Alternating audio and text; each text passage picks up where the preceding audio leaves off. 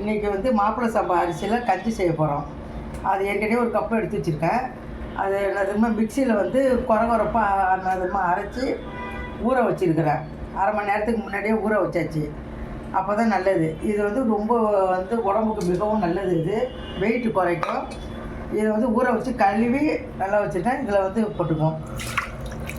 ஒரு கப்புக்கு 4 தண்ணி ஊற்றணும். அப்போ தான் நல்லா வேகும். அது இது ரொம்ப நல்லது உடம்புக்கு. இது அடிக்கடி வாரத்தில் 2-3 தடவை குடிங்க. இது ரொம்ப நல்லது. இது கூட மிளகு ஜீரகம் போட்டிருக்கேன். அதில் மிளகு ஜீரகம் கொஞ்சம் தேவையான அளவு உப்பு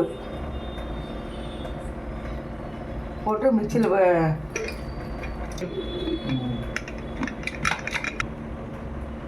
இப்போ குக்கரில் வச்சு அடுப்பில் வச்சிடலாம்.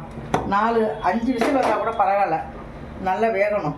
அதனால் 5 விசில் வரட்டும். அடுப்பில் வச்சாச்சு.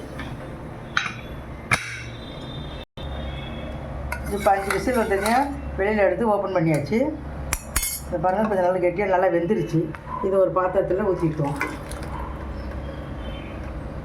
ஊற்றிட்டு தயிர் வந்து நம்ம கெட்டியாக தானே இருக்கும், அதை கொஞ்சம் நம்ம அந்த இது நல்லா இதாகிடுச்சு பாருங்கள். இதோட ஊற்றிடலாம். இதில் வந்து வெங்காயம் சின்னதாக பச்சை மிளகா கட் பண்ணி வச்சுருக்கிறேன். அதையும் இதில் போட்டுடலாம். ஏற்கனவே உப்பு போட்டிருக்கேன். உப்பு தேவையில்லை. உப்பு நீங்கள் சாப்பிட்டு பார்த்துட்டு உங்களுக்கு தேவையான அளவு போட்டுக்கிறங்க. இப்போ ரொம்ப நல்லா ஆயிடுச்சு. இதோட கொத்தமல்லி கூட நீங்கள் போட்டுக்கலாம். நீங்கள் இதை அடிக்கடி சாப்பிடுவாங்க. வாரத்துக்கு 2 முறை. காலையில் சாப்பிடுங்க, நைட்டு சாப்பிட்லாம். உடம்புக்கு ரொம்ப நல்லது, வெயிட்டு குறையும். இது என்னுடைய இதை சாப்பிட்டு பார்த்துட்டு எனக்கு லைக் பண்ணுங்கள், ஷேர் பண்ணுங்கள், கமெண்ட் பண்ணுங்கள். நாங்கள் போடுறதெல்லாம் பார்த்துட்டு உங்களுடைய ஆதரவு எனக்கு எப்போயுமே தேவை. கமெண்ட் பண்ணுங்கள். நன்றி, வணக்கம்.